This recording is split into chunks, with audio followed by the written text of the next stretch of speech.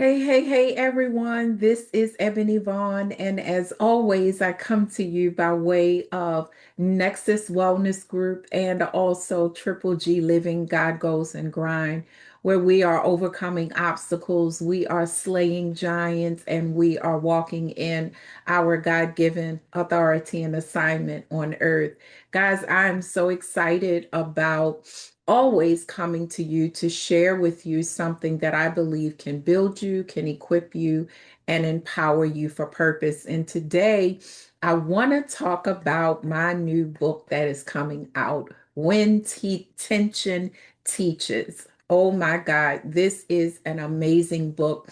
Not only does it include so many of the things that I've trained in over the years, but it also really speaks to some of the experiences that I've had being led and also being the leader. And I think that this is such an amazing book to really help leaders and also groups and teams and organizations to really begin to look at some of the things that we do that is a practice that may not necessarily be healthy, but it's also a way to look at those things that we are doing well and really highlight them and reinforce them in the agencies in which we are a part of, or teams, ministries, or even our families. And today I want to talk about briefly, just briefly, because I want you to get the book, but I want to talk about one of the chapters in the book. And one of the chapters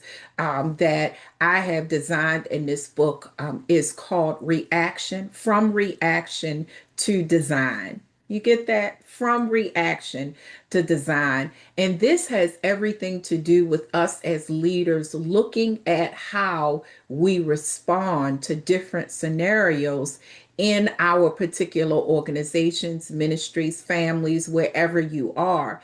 And I want you to think about this because I truly believe, I know without a shadow of a doubt, I have experienced this being led. And I can also say that I have experienced this as being the leader. And it was something that I had to grow to. It's easy to look at something when it's happening to you from one way, but then when you're the one doing it, you get to see, oh, I got to fix that. And so, what I want to talk about today is reaction, okay? And how reaction as leaders does not build culture, okay? When leaders operate in reaction, that's us. When we operate in reaction based on our feelings and our emotions, culture becomes unpredictable. Have you ever heard that? People stop aligning with standards or expectations or policies and procedures, but then what happens is they start adjusting to your personality. And what happens is you create a culture where people are interacting with you based on your personality and not based on the vision of your particular organization. So what happens? People learn how to navigate you as the leader instead of aligning with the vision. Ouch. Can I say, ouch? This has happened to me, this on both sides, and I truly believe that it is something that we have to get a hold of as leaders. Strong leadership, it requires clarity, not just in what is said, but what is expected, modeled, and enforced. And so when we're intentional about the way that we respond to things, then we create a culture where people are free, guess what, to navigate the vision instead of us. Okay. Because what we have to understand is that when we are intentional on how we respond to things, we don't wait for the culture to form, but we shape it. As leaders, we shape it by being an example of what we expect. Okay.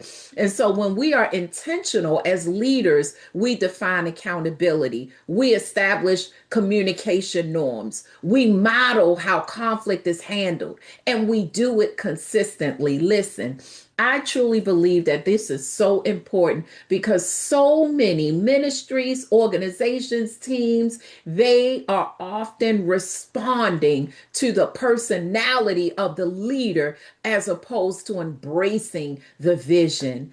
God bless you, everyone. I hope that this helps you. Get the book. There's a lot more nuggets in there. You have an amazing day.